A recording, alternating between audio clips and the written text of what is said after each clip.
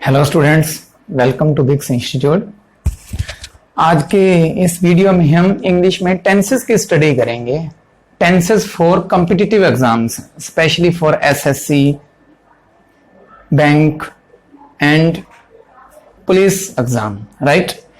तो जो टेंसेस हैं बेसिकली इसके अंदर से जो क्वेश्चन जनरेट होते हैं कंपटीशन में, स्पेशली हम बात करें तो वो आपके रहेंगे फिल इन द ब्लैंक में रहेंगे क्वेश्चंस, या फिर एरर डिटेक्शन में रहते हैं। तो जब एरर को अप्रोच किया जाता है तो टेंसेस का काफी हद तक डीप नॉलेज की जरूरत रहती है हमें, राइट। तो डीप नॉलेज के लिए हमें क्या है, हर एक पार्ट को एक थोरोली स्टडी करने की जरूरत होती है।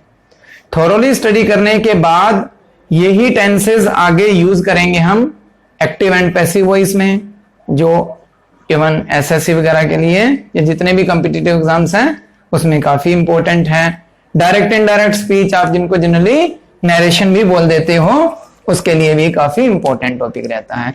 तो ओवरऑल ये कह सकते हैं कि जो टेंसेस हैं वो काफी टॉपिक्स का बेस है। अगर आपके टेंसेस अच्छे से प्रिपेयर्ड हैं देन आप एक कॉम्पिटिटिव एग्जाम को अप्रोच कर सकते हैं, राइट ना। तो हमें इसके अंदर क्या क्या स्टडी करनी है, बेसिकली हमें हर टेंस की स्ट्रक्चर की जरूरत है, हर टेंस के यूजेस का पता होना चाहिए कि कौन सा टेंस कहां पे यूज होगा, सो दैट आप क्लोज टेस्ट को इजीली अप्रोच कर सको। आपको हर टेंस की आइडेंटिफिकेशन पता होनी चाहिए कि कौन से केसेस में मैं इस टेंस का यूज करूंगा, ऐसे कौन कौन से वर्ड्स हैं जिसके अंदर ये टेंस यूज होता है। इवन ये भी पता होना चाहिए कि कौन कौन से वर्ड्स ऐसे हैं जिनके साथ ये टेंस कभी यूज ही नहीं हो सकता। पर्टिकुलर टेंस की अगर हम बात करेंगे तो वो टेंस कुछ कंडीशंस को सेटिस्फाई करेगा, वहां पे इसका केस इन टेंसेस का हम यूज नहीं कर सकते, इन टेंसेस का ही यूज कर सकते हैं। तो ये हमें अच्छे से पता होना चाहिए। चलो टॉपिक शुरू करते हैं। टेंसेस बेसिकली 3 टाइप्स के होते हैं, present tense, past tense and future tense. अगर प्रेजेंट टेंस को फर्दर क्लासिफाई करें तो simple present tense, present continuous tense, present perfect tense and present perfect continuous tense, ये 4 प्रेजेंट टेंस के रहेंगे, राइट। सिंपल प्रेजेंट टेंस को generally present indefinite tense भी बोल देते हैं, तो इतना कोई बड़ा हमारे लिए वो इश्यू नहीं रहेगा, राइट। सिमिलरली पास्ट टेंस को अगर मैं फर्दर क्लासिफाई करूं तो पास्ट टेंस के भी 4 पार्ट रहेंगे, simple past tense, past continuous tense, past perfect tense and past perfect continuous tense. Similarly future को अगर हम बात करें तो फ्यूचर का भी क्लासिफिकेशन सेम रहेगा, simple future tense, future continuous tense, future perfect tense and future perfect continuous tense. एक चीज माइंड में रखना, हम जो टेंसेस की स्टडी कर रहे हैं हमें क्या है, एग्जैक्टली एग्जाम को अप्रोच करना है, राइट ना। एक एग्जाम के अंदर क्या पूछा जाएगा हमें उसके ऊपर एम्फेसाइज करना है। मैं ये नहीं कह रहा कि आपको स्पीकिंग इंग्लिश सिखा दूं, मेरा टारगेट ये नहीं है। राइट नाउ हमारा फोकस है कि एग्जाम के अंदर जो क्वेश्चंस जनरेट होते हैं एरर डिटेक्शन के, फिल इन द ब्लैंक के, उनके अंदर टेंसेस के क्वेश्चन कैसे जनरेट होते हैं वो हमें डिस्कस करने हैं यहाँ पे, राइट ना। तो बड़ा ध्यान से सुनना। हम शुरू करते हैं सबसे पहले simple present tense. Simple present tense, इसके अंदर हम सबसे पहले स्टडी करते हैं सिंपल प्रेजेंट टेंस की स्ट्रक्चर की, इसकी स्ट्रक्चर क्या रहेगी, राइट ना। तो स्ट्रक्चर क्या है, डिपेंड करता है टाइप ऑफ सेंटेंसेस पे, कि आप जो सेंटेंसेस यूज कर रहे हैं वो किस टाइप के हैं। सेंटेंस एफर्मेटिव भी हो सकता है, सेंटेंस नेगेटिव भी हो सकता है, वो इंटरोगेटिव भी हो सकता है। तो अकॉर्डिंगली इसके स्ट्रक्चर है जो मॉडिफिकेशन होती है, मॉडिफाई होती है। तो अगर हम स्ट्रक्चर की बात करें एफर्मेटिव सेंटेंस की, तो इसकी स्ट्रक्चर क्या रहती है, subject plus first form of the verb plus object, that is standard structure of simple present tense. But हम क्या यूज करते हैं यहां पे, एस और ई एस, कोई प्रॉब्लम नहीं है, कर सकते हैं हम। एक्चुअली क्या है, ये एस और ई एस है, ये इसके स्ट्रक्चर में अंदर इंक्लूड नहीं है। बेसिकली क्या होता है, इसकी जो रियल स्ट्रक्चर है that is subject plus first form of the verb then object. Now this S और ES क्या रिप्रेजेंट करता है? बेसिकली ये बताएगा कि जो आप वर्ब यूज कर रहे हो वो सिंगुलर यूज करोगे या प्लूरल यूज करोगे, वो हम आगे जाके डिस्कस करते हैं, है ना। तो इसकी नेगेटिव स्ट्रक्चर की अगर मैं बात करूं तो नेगेटिव स्ट्रक्चर में क्या रहेगा? नोट, और नोट एक एडवर्ब है, कीप इन माइंड। हाँ, DSSB के एग्जाम में ये कई बार पूछा हुआ है कि एक सेंटेंस दे देंगे आपको, एक सेंटेंस देने के बाद वो पर्टिकुलर वर्ड उठाते हैं और पूछते हैं कि ये है क्या। तो आपको पार्ट्स ऑफ स्पीच का भी काफी नॉलेज होना चाहिए कि नोट क्या है, एक एडवर्ब है। सब्जेक्ट प्लस, जब भी आप किसी भी टेंस की नेगेटिव स्ट्रक्चर एक्सप्रेस करते हैं तो उसकी एक्सिलरी वर्ब यूज होती है, हेल्पिंग वर्ब यूज करते हैं हम। तो इसमें हम क्या यूज करेंगे? Do does, subject plus do does not then first form of the verb plus object. यहां पे हम वर्ब के साथ एस या ES यूज नहीं करेंगे। रीजन, यहां पे आपने ऑलरेडी डू और डज यूज कर लिया। अगर एस या ES मींस जो वर्ब आपको अगर सिंगुलर या प्लूरल का कॉन्सेप्ट है वो यहीं पे खत्म हो जाएगा आपका, राइट। अगर हम बात करें इंटेरोगेटिव स्ट्रक्चर की, तो इंटेरोगेटिव स्ट्रक्चर फर्दर 2 टाइप्स की रहेंगी। एक होंगी जो एक्सिलरी वर्ब से शुरू होती हैं, जिनका आंसर यस या नो में रहता है। ये काफी हद तक passive voice, direct and indirect speech में यूज होती हैं, आपको पता होना चाहिए। इंटेरोगेटिव सेंटेंसेस 2 टाइप्स के रहेंगे। एक वो इंटेरोगेटिव सेंटेंसेस जिनका आंसर यस या नो में रहेगा, और एक इंटेरोगेटिव सेंटेंसेस वो होते हैं जो WH फैमिली से शुरू होते हैं, what, why, who, whom, whose, where, like ना। तो दोनों के स्ट्रक्चर में क्या डिफरेंस होता है? जिनका आंसर यस नो में होता है वो हमेशा एक्सिलरी वर्ब से शुरू होते हैं। तो इसकी स्ट्रक्चर क्या रहेगी? Do does plus subject, first form of the verb plus object. In case of WH family तो आप क्या करेंगे? WH वर्ड यहां यूज करेंगे, WH फैमिली, और बाकी स्ट्रक्चर में कोई चेंज नहीं आता। अगर मैं आपको सिंपल क्वेश्चन पूछता हूं कि डू यू लाइक टी, आपका आंसर होगा यस या नो। अगर मैं आपको बोलूं कि why do you like tea या when do you like tea, तो आप यस नो में आंसर नहीं देंगे, एक प्रॉपर एक्सप्लेनेशन देंगे मुझे। इसलिए WH फैमिली से शुरू होते हैं जो, तो क्या बोला मैंने? Why do you like tea, ultimately बाकी पार्ट तो सेम ही है ना। तो do does plus subject, first form of the verb then object.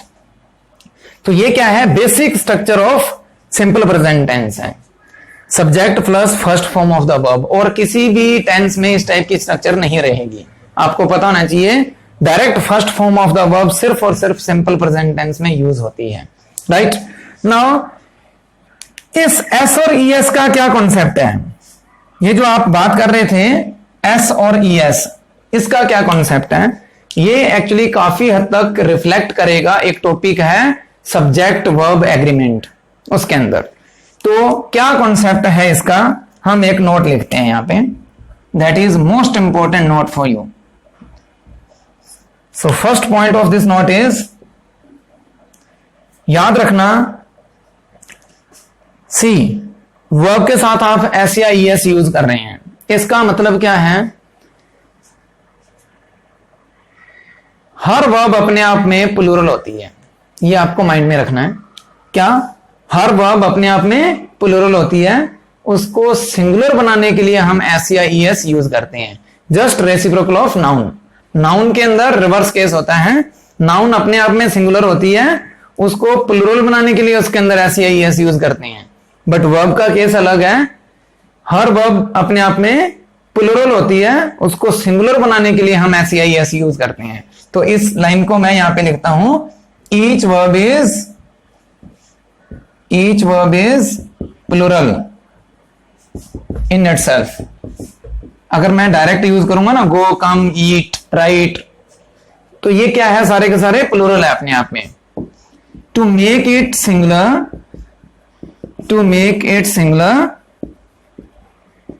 We use S और ES। इसको सिंगुलर बनाने के लिए हम एस या ES यूज करते हैं, राइट ना। तो इसका सेकंड पॉइंट क्या है? इसका सेकंड पॉइंट देखो क्या है, इसका सेकंड पॉइंट देखो आप क्या है। अब आपने क्या बोला कि हर वर्ब अपने आप में प्लूरल है, उसको सिंगुलर बनाने के लिए आप ऐसे या यस यूज करते हैं। If subject is he, she, it, name और any plural singular, sorry any singular, अगर आपका subject he, she, it, name या फिर कोई भी सिंगुलर हो, इन दैट केस आपका ओवरऑल सब्जेक्ट क्या हो गया? सिंगुलर। तो आप क्या करेंगे? वर्ब के साथ एस और ईएस यूज करेंगे। Reason to make this verb singular. This is what? This is singular verb. Now third point is if your subject is I, we, you, they और एनी प्लूरल, अगर आपका subject है वो आई, we, you, दे या फिर कोई भी प्लूरल हो, इन दैट केस जो वर्ब यूज करेंगे आप वो डायरेक्ट वर्ब यूज करेंगे। और डायरेक्ट वर्ब अगर आप यूज कर रहे हैं, इट मींस जो आपकी वर्ब है वो क्या है? प्लूरल है, राइट ना। इसके कुछ एग्जांपल्स बता देता हूं मैं आपको कि Raman goes to school daily. Reason, Raman क्या है? का सिंगुलर है। अगर आपका सब्जेक्ट सिंगुलर है तो आपकी वर्ब भी सिंगुलर आनी चाहिए। अगर आपकी वर्ब सिंगुलर है और रियल वर्ब क्या थी हमारे पास? गो, तो गो को सिंगुलर करने के लिए हमने क्या यूज किया है? Goes.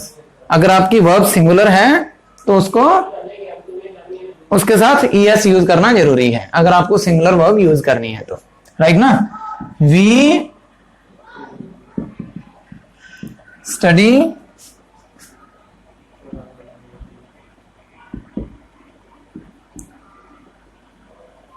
Study for competitive exam. यहां पे देखो आप, वी क्या है? अगर आपका सब्जेक्ट प्लूरल है तो वर्ब भी प्लूरल होनी चाहिए। ये सारी चीजें हम सब्जेक्ट वर्ब एग्रीमेंट में भी डिस्कस करेंगे, राइट। तो वी क्या है? आपका subject that is already plural, तो इसके साथ जो वर्ब आएगी वो भी क्या आनी चाहिए? प्लूरल आनी चाहिए। और स्टडी क्या है? प्लूरल है। Each verb is plural in itself. अगर आपको सिंगुलर यूज करना है देन आप इसको क्या यूज कर सकते हैं? एस और एस यूज कर सकते हैं, राइट ना।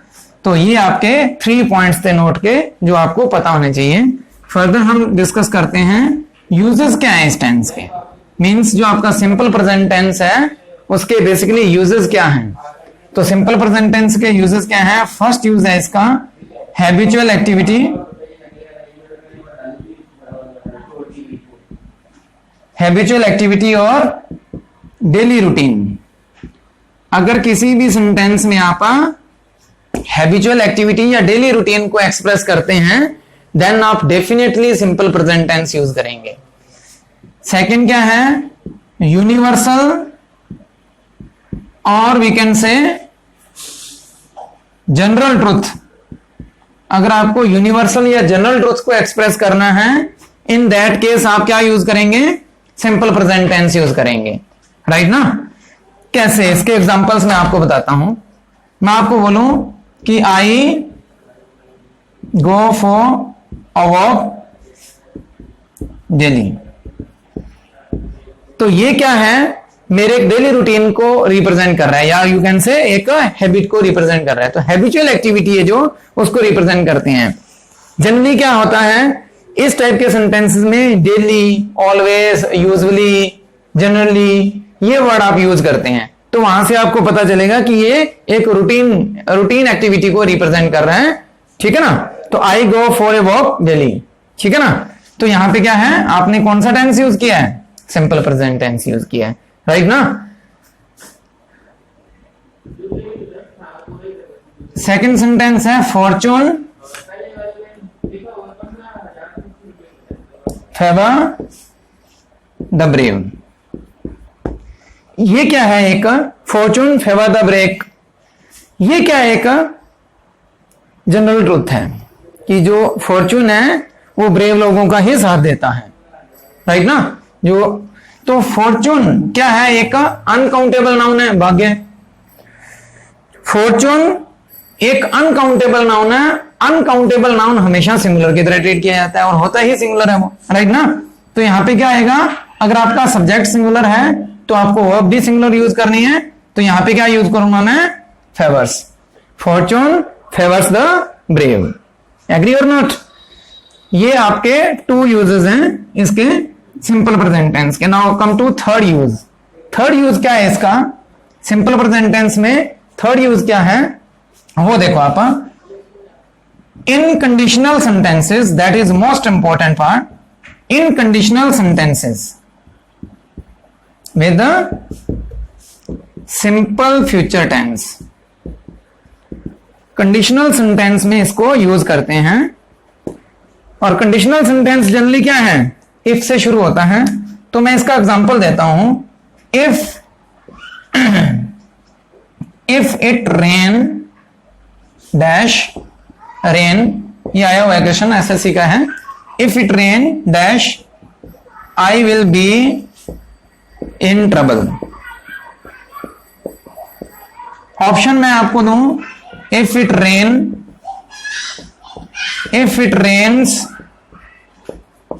इफ इट विल रेन, और डी ऑप्शन है इफ इट वुड रेन। ये 4 ऑप्शन आपके पास है। तो आप क्या यूज करेंगे, see simple future tense will shall use होगा। तो यहां पे क्या है, will plus first form of the verb, ये सिंपल फ्यूचर टेंस है। जब भी आपका मेन पार्ट है जो सिंपल फ्यूचर टेंस में हो, तो जो कंडीशनल पार्ट है जिसके साथ इफ लगा होगा, जो कंडीशनल पार्ट है वो डेफिनेटली सिंपल प्रेजेंट टेंस में ही रहेगा। तो यहां पे क्या लिखेंगे, if it rains, because it क्या है, सिंगुलर है। If it rains I will be in trouble, right ना। ये आपका क्या है, एक थर्ड यूज है। Now come to fourth use. Fourth use क्या है कि आपकी जो न्यूज़पेपर की हेडिंग्स होती है ना, या फिर ब्रॉडकास्ट कमेंट्री में हमेशा सिंपल प्रेजेंट टेंस यूज किया जाता है। तो अगर हम बात करें न्यूज़पेपर हेडिंग की, न्यूज़पेपर्स की जो हेडिंग होती है वो किस में यूज करते हैं, सिंपल प्रेजेंट टेंस में। इसका ना एग्जांपल देता हूं, द हिंदू की हेडिंग थी एक बार, अरविंद केजरीवाल, आपको पता है Arvind Kejriwal 3rd time CM है। तो जो फर्स्ट टाइम ये सीएम था, तो इन्होंने क्या है 49 डेज के बाद क्या कर दिया था, रिजाइन दे दिया था, राइट। तो उसके नेक्स्ट डे द हिंदू की हेडिंग थी, और हेडिंग में क्या डाला उन्होंने, अरविंद केजरीवाल, मैं आपसे क्वेश्चन पूछता हूं, abdicate in black and white. The Hindu की हेडिंग है तो अच्छे लेवल की ही हेडिंग डालेगा वो, राइट ना। इंग्लिश के लिए द बेस्ट न्यूज़पेपर है वो, इन ब्लैक एंड व्हाइट। अगर मैं बात करूं इस हेडिंग की, Arvind Kejriwal abdicate in black and white. Now आपको पता है ये जो हेडिंग है ये तो रिजाइन देने के नेक्स्ट डे है ना, तो जनरली हम क्या बोलेंगे कि कल अरविंद केजरीवाल ने रिजाइन दे दिया, ये बोलना चाहिए था ना। बट जो इंग्लिश का रूल है ना वो ये है कि जो भी न्यूज़पेपर्स की हेडिंग रहेगी और ब्रॉडकास्ट कमेंट्री के अंदर आप हमेशा सिंपल प्रेजेंट टेंस यूज करेंगे। तो इसमें क्या था, वहां पे क्या लिखा हुआ था, Arvind Kejriwal abdicates, Arvind Kejriwal abdicates in black and white. Now बाकी ऑलमोस्ट सारे न्यूज़पेपर ने क्या डाला था, resign, Arvind Kejriwal resigns yesterday, Arvind Kejriwal resigns due to this reason, ऐसे करके अलग अलग हेडिंग थी सबकी। बट द हिंदू के अंदर उसने पहले तो रिजाइन वर्ड नहीं यूज किया, उसने वर्ड यूज किया था एब्डिकेट। उस टाइम 2014 में ये सबसे फेमस वर्ड था, कंपटीशन पॉइंट ऑफ व्यू में सबसे ज्यादा पूछा जाने वाला ये क्वेश्चन था एब्डिकेट याद कैसे रखेंगे आप? हम ग्रामेटिकल जो पोर्शन करेंगे ना वोकैबुलरी का, सॉरी वोकैबुलरी के अंदर हम क्या करेंगे, कुछ वर्ड्स हैं उनको ना याद रखने के लिए कुछ मेथड्स हम सीखेंगे, है ना। तो उनमें से ये भी रहेगा आपका, देखो अब दिक्कत, तो आप एब्डिकेट वर्ड है ना उसको ब्रेक कर दो, तो क्या लिखेंगे, अब दिक्कत। अरविंद केजरीवाल को अब दिक्कत हो रही थी काम करने में, तो अब दिक्कत, अगर किसी को काम करने में दिक्कत हो रही है तो उसको छोड़ देना चाहिए। एब्डिकेट, अब दिक्कत हो रही थी काम करने से, इसलिए उसने क्या कर दिया, रिजाइन दे दिया, तो इसका मीनिंग है रिजाइन। ध्यान रहे, एब्डिकेट अपनी मर्जी से रिजाइन देना, अपनी मर्जी से किसी चीज को छोड़ना, एब्डिकेट, राइट ना, अपनी मर्जी से किसी चीज को छोड़ना इज एब्डिकेट। बट उसमें ना एक वर्ड और यूज किया, देखो, Arvind Kejriwal abdicates in black and white, that is the most important word, in black and white. इसका क्या मीनिंग है, इन ब्लैक एंड व्हाइट? ज्यादातर लोगों ने, जिनकी इंग्लिश अच्छी नहीं थी, है ना, वो क्या सोच रहे थे, अरविंद केजरीवाल ने, ठीक है ये तो आइडिया लगा लिया कि भाई रिजाइन दिया है उसने, राइट ना, तो अरविंद केजरीवाल ने रिजाइन दिया था इन ब्लैक एंड व्हाइट, या तो ब्लैक पैंट व्हाइट शर्ट पहनी होगी, या फिर कईयों ने कि ब्लैक पेन व्हाइट पेपर पे रिजाइन दे दिया होगा, राइट ना। बट इसका रियल में मीनिंग क्या होता है, in black and white? In black and white एक का ईडीएम है, एक का ईडीएम है, काफी फेमस ईडीएम है, ये ध्यान रखना, हाँ एक ईडीएम है ये, और इसका मीनिंग होता है इन रिटर्न, लिखित रूप में। हिंदी में क्या लिखते हैं इसको, लिखित रूप में, इन राइटिंग, लिखित रूप में। तो एग्जैक्टली ये वर्ड्स ने यूज करे थे द हिंदू ने, Arvind Kejriwal abdicates in black and white, right ना। तो आपको क्या है, जब भी आप कोई भी न्यूज़पेपर रीड करते हैं, स्पेशली द हिंदू, मैं तो रिकमेंड करूंगा द हिंदू, जब भी आप द हिंदू न्यूज़पेपर रीड करते हैं, जो उसकी हेडिंग्स होती है ना, वो भी काफी इंपॉर्टेंट होती है, वो इडियम्स भी यूज करेगा और वोकैबुलरी के भी अच्छे वर्ड यूज करता है वो, ठीक है ना। नेक्स्ट देखो आप, एक क्वेश्चन पूछता हूं मैं, ये बेसिक यूजेस हैं इसके, सिंपल प्रेजेंट टेंस के सबसे बेसिक यूजेस यही हैं, अगर आपको ये आ गए तो आपको कोई प्रॉब्लम नहीं होगी, राइट ना। एक क्वेश्चन आया था एग्जाम में, और क्वेश्चन था, gold is a precious element and is used for ornamental work. Gold is a precious element and is used for ornamental work. ये था A, B, C, no error, D. ये exam का एक question है, आपको इसके अंदर एरर बताना है क्या है, ठीक। एसएससी 2013 में था ये question. Gold is a precious element and is used for ornamental work.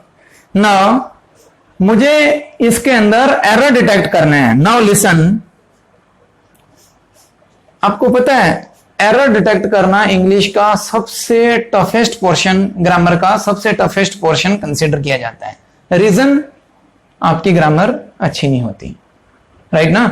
तो आपको क्या है, हर एक पॉइंट पे हर एक चीज को बहुत ज्यादा गहराई से स्टडी करनी पड़ेगी, और 2 और 3 मंथ्स के बाद आपको हर एक क्वेश्चन का आंसर आएगा, राइट ना। अगर आप फुली एकदम प्रिपेयर्ड है ना, कॉन्सेप्चुअली अच्छे से प्रिपेयर्ड हो गए, उसके बाद में आप हर एक क्वेश्चन का आंसर देंगे, राइट। तो इस क्वेश्चन को हम क्या करते हैं, अब एग्जाम के अंदर क्वेश्चन को अप्रोच कैसे किया जाता है वो देखो। आप ऐसा तो नहीं सीधा बोल सकते ना कि यहां पे एरर है, यहां पे एरर है, ऐसे करके ना। हम क्या करते हैं, एक अप्रोच बनाते हैं। अप्रोच में क्या है, ध्यान से सुनो आप। सबसे पहले वर्ड इसने यूज किया है गोल्ड। गोल्ड क्या है, एक अनकाउंटेबल नाउन है। गोल्ड एक एब्स्ट्रैक्ट नाउन है, मटेरियल नाउन है। तो आप क्या है, गोल्ड के आगे द नहीं लगा सकते। The iron, the gold, the copper नहीं लगाते कभी, याद रखना, ठीक है ना। गोल्ड इज, अगर ये अनकाउंटेबल नाउन है तो इसके साथ इज यूज कर रहा है, तो ये क्या है, सब्जेक्ट और वर्ब का जो एग्रीमेंट है वो 100% सेटिस्फाई हो रहा है। यहां पे gold is a precious element, ultimately है तो एलिमेंट ही ना, गोल्ड क्या है, एक एलिमेंट है, अनकाउंटेबल नाउन है, मटेरियल नाउन है, एक एलिमेंट है, राइट ना, इसलिए उसने क्या यूज करा है इसके साथ, gold is a precious element. तो फर्स्ट पोर्शन में कोई एरर नहीं है। Now come to second portion, and it means, यहां पे ये क्या है, एक कंजंक्शन है, ये सेंटेंस अपने आप में कंप्लीट है, gold is a precious element, right, ये सेंटेंस अपने आप में कंप्लीट है। इस सेंटेंस के खत्म होने के बाद उसने एंड यूज किया है, तो एंड क्या है, एक conjunction, it means second sentence शुरू हो रहा है, तो एंड लगाया उसने, and is used for ornamental work. Now ज्यादातर स्टूडेंट्स के माइंड में ये आ रहा होगा कि एंड के बाद यहां पे क्या आएगा, इट, भाई सेंटेंस दूसरा शुरू हो रहा है ना, gold is a precious element and it is used for ornamental work. So keep in mind, अगर एक ही सब्जेक्ट के बारे में दूसरे सेंटेंस में भी डिस्कस हो रहा हो और एक कंजंक्शन यूज हो रहा हो उसके अंदर, तो उस सब्जेक्ट को रिपीट करने की जरूरत नहीं है। इसका एग्जांपल मैं आपको बोलूं, my father is a bank manager and works in Chandigarh. ये मेरा सेंटेंस है, my father is a bank manager, sentence अपने आप में कंप्लीट है। फिर से मैं उन्हीं के बारे में बात कर रहा हूं ना, मींस मेरा जो सब्जेक्ट है वो फिर से रिपीट हो रहा है। अगर मेरा सब्जेक्ट फिर से रिपीट हो रहा है तो यहां पे ही लगाने की आपको जरूरत नहीं है। अगर ही लगाना होता तो आप कंजंक्शन क्यों यूज करते हैं, इसकी जरूरत ही नहीं थी फिर। और आपको क्या है, किसी चीज कंजंक्शन को तो रिमूव कर नहीं सकते एरर में आप, राइट ना। अगर एंड कंजंक्शन यूज कर रहा है और उसके बाद इज यूज कर रहा है, तो आपको ये देखना है क्या वो उसी के बारे में फिर से बात कर रहा है। Obviously and is use for ornamental work, तो अल्टीमेटली बात तो गोल्ड की हो रही है, तो यहां पे इट यूज नहीं करेंगे बिकॉज सब्जेक्ट वही है। मींस जो भी सेंटेंस एक्सप्रेस हो रहा है अल्टीमेटली गोल्ड के बारे में ही हो रहा है। तो gold is the precious element and is used. अब देखो आप इज के साथ वर्ब की थर्ड फॉर्म लगा दी इसने। अब कईयों को क्वेश्चन यहां पे ये भी जनरेट होता है माइंड में कि इज के साथ वर्ब की थर्ड फॉर्म कैसे यूज होगी। तो अगर इज, एम, आर, वॉज, वर इनके साथ वर्ब की थर्ड फॉर्म यूज हो रही है, इट मींस वो पैसिव वॉइस यूज कर रहा है। This sentence is not active voice. Voice type दो टाइप की है ना, active voice and passive voice. तो ये जो सेंटेंस है ये पैसिव वॉइस है, कर सकता है, कोई प्रॉब्लम नहीं है। This pen is used for writing purpose, तो ये भी क्या है, पैसिव वॉइस है ना। दिस पेन इज यूज्ड, इसके साथ वर्ब की थर्ड फॉर्म यूज कर रहा हूं, तो यहां पे भी क्या है, इसके साथ अगर वर्ब की थर्ड फॉर्म यूज हो रही है तो वो पैसिव वॉइस है। सिंपल प्रेजेंट टेंस ही है ना, सिंपल प्रेजेंट टेंस का पैसिव वॉइस है। Is used for ornamental work, इसमें कोई प्रॉब्लम है नहीं, है ना। यूज्ड टू ऑर्नामेंटल वर्क तो यूज नहीं कर सकते, यूज्ड फॉर ऑर्नामेंटल वर्क है तो इसमें कोई प्रॉब्लम नहीं है। वर्क यूज कर ऑर्नामेंटल वर्क, ऑर्नामेंटल यहां पे क्या एक एडजेक्टिव है, राइट ना। वर्क क्या एक नाउन है, अगर एक नाउन के पहले जो वर्ड यूज हो रहा है वो एडजेक्टिव होना चाहिए। ऑर्नामेंट नहीं यूज कर सकता मैं, ऑर्नामेंट एक नाउन हो जाएगा, राइट। तो ऑर्नामेंटल, उसको एज एन एडजेक्टिव यूज करने के लिए उसने क्या यूज किया है, ऑर्नामेंटल, राइट ना। वर्क, वर्क अनकाउंटेबल नाउन है, या ये कह सकते हो कुछ नाउन ऐसे होते हैं जिनके सिंगुलर और प्लूरल में मीनिंग ही अलग अलग होते हैं। अगर यहीं पे मैं ये सेंटेंस यूज कर दूं कि is used for ornamental works, बहुत सारे स्टूडेंट्स ये भी आंसर देते हैं, राइट ना। And is used for ornamental works, अगर मैं ये यूज करता हूं तो आपको पता होना चाहिए कि वर्क और वर्क्स में क्या डिफरेंस है। बहुत बड़ा डिफरेंस है। वर्क का मतलब आपका क्या होता है, काम, राइट। और वर्क्स क्या है, वर्क्स का तो मीनिंग ही अलग हो जाता है। कुछ नाउन ऐसे होते हैं जो सिंगुलर और प्लूरल में अपना मीनिंग ही अलग अलग शो करते हैं। ये आपको स्टडी करना है नाउन के अंदर। हम जब नाउन की क्लास लेंगे तो उसके अंदर ये चीजें सारी डिस्कस करेंगे कि कौन कौन से नाउन हैं जिनका सिंगुलर और प्लूरल में मीनिंग ही अलग अलग हो जाता है। तो वर्क्स, वर्क्स का एक्चुअली मीनिंग क्या होता है क्रिएशंस, हिंदी में बोलते हैं रचनाएं, इसका क्वेश्चन आया था एक बार एग्जाम में। या फिर वर्क्स, बोलते हैं ना जिंदल आयरन वर्क्स, तो वर्क्स का मतलब क्या होता है, कारखाना भी होता है, ध्यान रखना इस चीज का, है ना। वर्क्स का मतलब कारखाना। अब देखो मीनिंग कंप्लीटली अलग हो गया ना, ये तो बिल्कुल मीनिंग अलग अलग है दोनों का। तो कुछ नाउन्स ऐसे हैं जिनके सिंगुलर और प्लूरल में मीनिंग ही अलग अलग निकलते हैं, तो आपको पता होना चाहिए वो कौन कौन से नाउन्स हैं, है ना, उनको हम लिस्ट आउट करेंगे। बट राइट नाउ हमें वर्क चाहिए था, इट मींस इसका आंसर क्या है, नो एरर। तो ये एग्जाम में क्वेश्चन आया था, एग्री और नॉट। नेक्स्ट देखो आप, ये क्या है, सिंपल प्रेजेंट टेंस है। देखो आप इसको क्या करोगे, अच्छे से स्टडी करोगे, ज्यादा पैनिक होकर स्टडी करने की जरूरत नहीं होती टेंसेस को। अगर आप किसी कॉम्पिटिटिव एग्जाम के लिए जाते हैं तो आपको कॉन्सेप्चुअल स्टडी करनी पड़ेगी, आपको ये स्पीकिंग इंग्लिश के लिए पर्पज नहीं है आपका, ये चीज माइंड में वेट कर लेना। इट डजंट मैटर कि आपका मीडियम स्टार्टिंग से हिंदी रहा हुआ है, आपका मीडियम स्टार्टिंग से इंग्लिश रहा हुआ है, ये कहीं मैटर नहीं करता कंपटीशन में।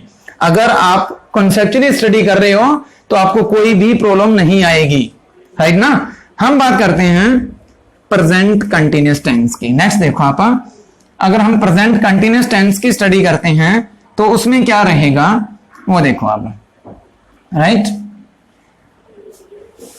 अगेन मैं उसी चीज के ऊपर कंसंट्रेट करूंगा, स्ट्रक्चर के ऊपर, उसके यूजेस के ऊपर, और इस टाइप के कॉन्सेप्ट्स जो उसके साथ जुड़े हुए हैं वो क्या क्या हैं, राइट ना।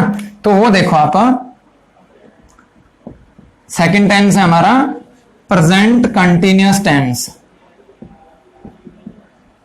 Present continuous tense, present continuous tense की स्ट्रक्चर क्या रहेगी आपकी, subject plus is am are.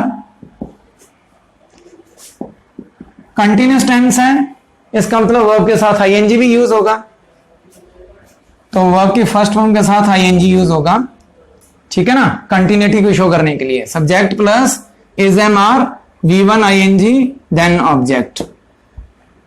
Similarly अगर मैं इसकी नेगेटिव स्ट्रक्चर की बात करूं तो नेगेटिव स्ट्रक्चर में मुझे फिर से नोट यूज करना है। मैं आपको पहले भी बताया था, जो आप नोट यूज करते हो वो हमेशा एक्सिलरी वर्ब के बाद आता है, राइट ना। तो इसमें एक्सिलरी वर्ब क्या है, is am are. Simple present tense में एक्सिलरी वर्ब क्या थी हमारी, डू डज। तो यहां पे क्या आ जाएगा, subject plus is am are plus not, V1 ING then object. अगर हम बात करें इंटेरोगेटिव सेंटेंस की तो यहां पे क्या है, is am are subject V1 ING then object. कुछ नहीं है, एक्सिलरी वर्ब्स हैं जो उनको सब्जेक्ट के पहले प्लेस किया जाता है, राइट। इन केस आप WH फैमिली यूज करना चाहें, राइट, तो WH family is am are subject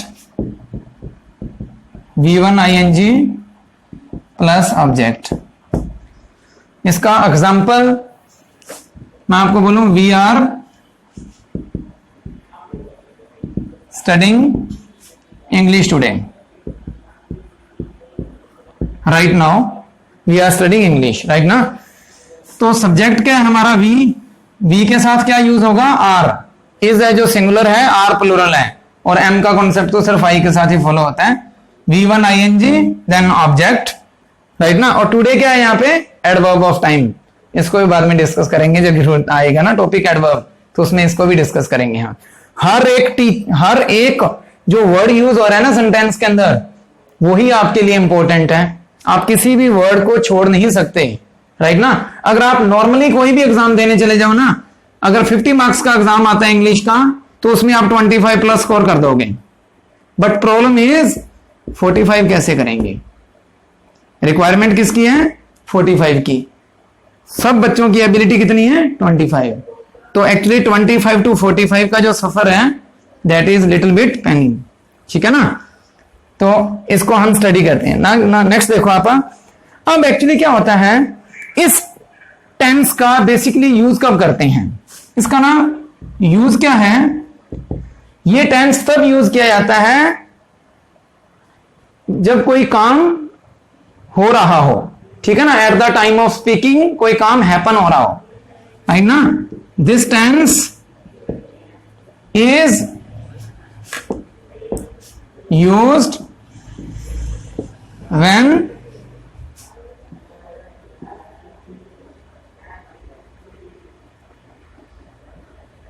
event is happening at the time of speaking. Event is happening at the time of speaking. At the time of speaking कोई काम हो रहा हो, उस time इस टेंस का आप यूज करते हैं जब कोई काम हो रहा हो. राइट नाउ हम क्या कर रहे हैं, स्टडी कर रहे हैं. तो ये जो टेंस है, we are studying English. Right ना. आपका कॉल आया मेरे पास, तो मैं आपको क्या बोलूंगा, I am listening to music. तो ये क्या है, उस टाइम काम हो रहा है जब आपका कॉल आया. राइट ना. तो उस टाइम मैं ये टेंस यूज करूंगा. अब प्रॉब्लम क्या है, यहां तक कोई प्रॉब्लम नहीं है एक्चुअली. ये टेंस जनरली पैसिव वॉइस में, डायरेक्ट इनडायरेक्ट स्पीच में यूज होता है. बट आपको एक जो सबसे इंपॉर्टेंट चीज है, जो डायरेक्ट टेंस के ऊपर क्वेश्चन आता है ना, वो सिंपल प्रेजेंट टेंस में जो डायरेक्ट क्वेश्चन पूछा जाता है वो ये होता है कि कुछ वर्ब्स ऐसी होती है जिसको आप कंटिन्यूटी फॉर्म में लिख ही नहीं सकते. इट मींस व्हाट, कुछ वर्ब्स ऐसी है जिनके साथ आप आईएनजी यूज नहीं कर सकते. राइट ना. जो कभी कंटिन्यूअस फॉर्म में नहीं हो सकती. तो वो वर्ब्स कौन कौन सी है जिनको आप कंटिन्यूअस फॉर्म में नहीं लिख सकते, हम पहले उसी का डिस्कस करते हैं. तो कौन कौन सी वर्ब्स हैं जिनको आप कंटिन्यूअस में नहीं ले सकते. राइट ना. तो ये जो पोर्शन है ये आपके लिए सबसे इंपॉर्टेंट रहेगा इस टेंस के अंदर. कौन कौन सी वर्ब्स है जो आप कंटिन्यूअस में नहीं लिख सकते. ठीक है ना. तो सबसे पहले आता है verbs of feeling. Verbs of feeling है कौन कौन सी, इसमें क्या है, लाइक. एक चीज माइंड में रखना, कंटिन्यूअस में नहीं लिख सकते. इट मींस प्रेजेंट कंटिन्यूअस में भी नहीं लिख सकते, पास्ट कंटिन्यूअस में भी नहीं लिख सकते, future continuous, present perfect continuous, past perfect continuous, future perfect continuous. किसी भी टेंस के अंदर आप इसको कंटिन्यूअस फॉर्म में नहीं एक्सप्रेस कर सकते. Keep in mind. हाँ, लाइक सबसे पहले बात आती है आपकी लाइक. लाइक को तो कुछ वर्ड्स तो ऐसे आपको देख के लगेगा अजीब सा ना एक्सप्रेशन उसका. तो like, I am liking this pen, तो ये बड़ा अजीब सा लग रहा है ना, आई लाइक दिस पेन. ध्यान रखना, जिस टेंस के अंदर वो वर्ब यूज की होगी, अगर उसको आपको चेंज करने के लिए बोलता है, देन आप क्या करेंगे, इंप्रूव द सेंटेंस के अंदर ये क्वेश्चन आता है, आप क्या करोगे, उस टेंस को उससे जस्ट पहले वाले टेंस के अंदर स्विच करेंगे. ध्यान रहे इस चीज का, उस टेंस को उसके जस्ट पहले वाले टेंस के अंदर स्विच करवाएंगे. राइट ना. तो love, hate, I am hating you, गलत है ना, आई हेट यू है ना. प्रेफर काफी यूज होता है.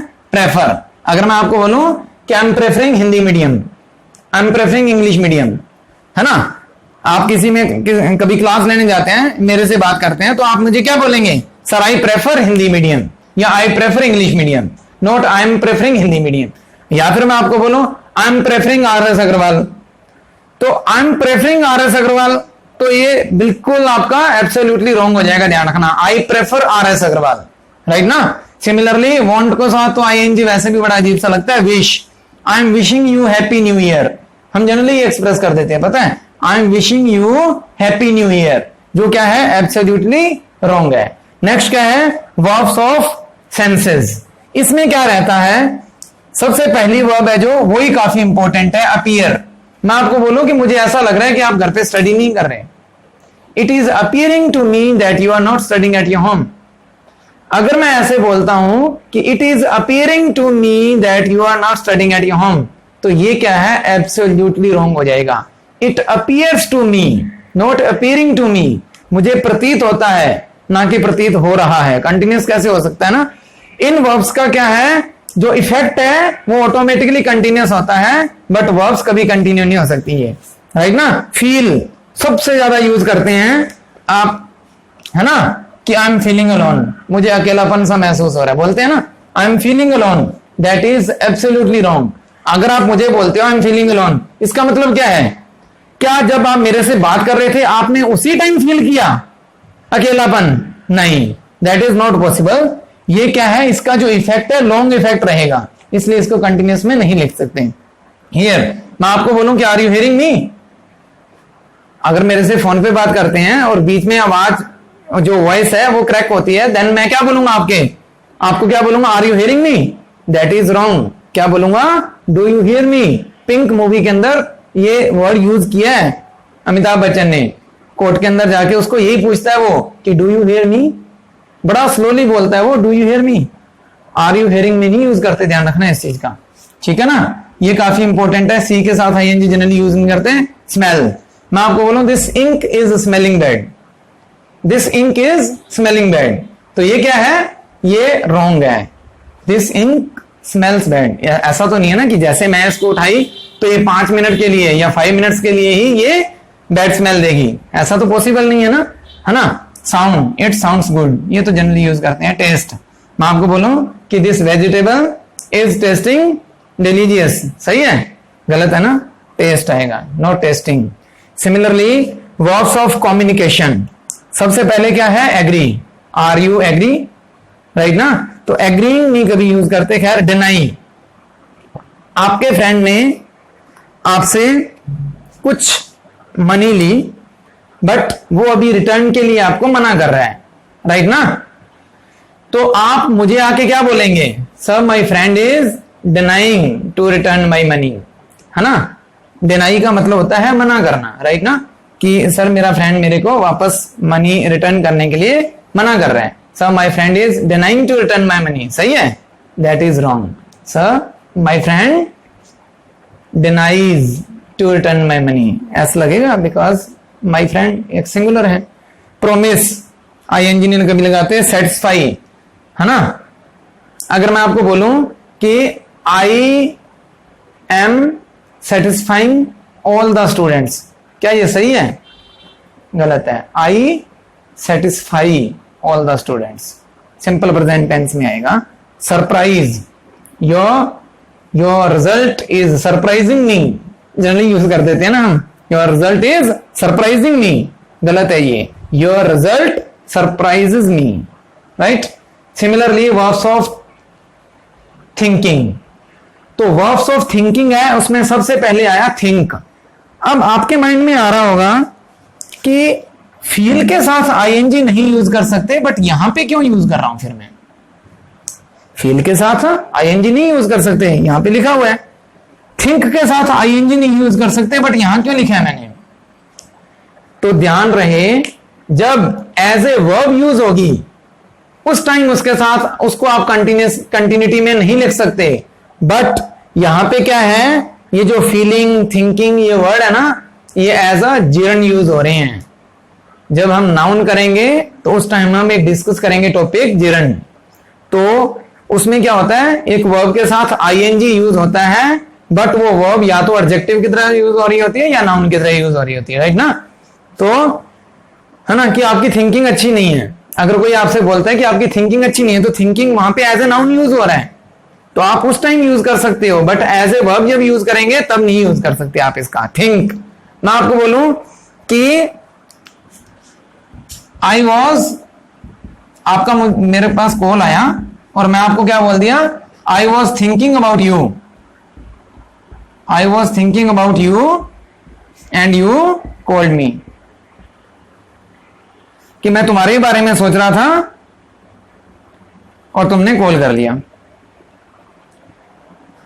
I was thinking about you and you called me, generally use करते हैं, ये पता है कि मैं तेरे बारे में सोच रहा था यार, देख तू आ गया या तेरा कॉल आ गया, इस टाइप से यूज करते हैं ना, एक्चुअली ये गलत है, पता है।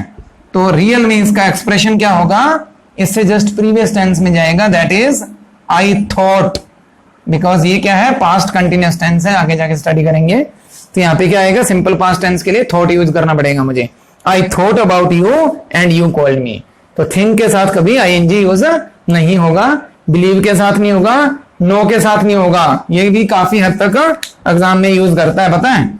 I am knowing you since January, गलत है, आई हैव नोन यू, ठीक। रियलाइज के साथ कभी आईएनजी नहीं यूज होता, रिकॉग्नाइज के साथ नहीं यूज होता, कि जब से मेरा फ्रेंड कनाडा से वापस आया मुझे पहचान ही नहीं रहा, my friend is not recognising me, गलत है, my friend does not recognise me. Right, remember, I am remembering my childhood days, मेरे को अपने बचपन के दिन याद आ रहे हैं, I am remembering my childhood days, गलत है, I remember my childhood days, right. Understand, are you understanding me? अगर मैं आपसे ये पूछता हूं कि आर यू अंडरस्टैंडिंग मी, ये पूछना गलत है, do you understand me, that is the proper expression of this word.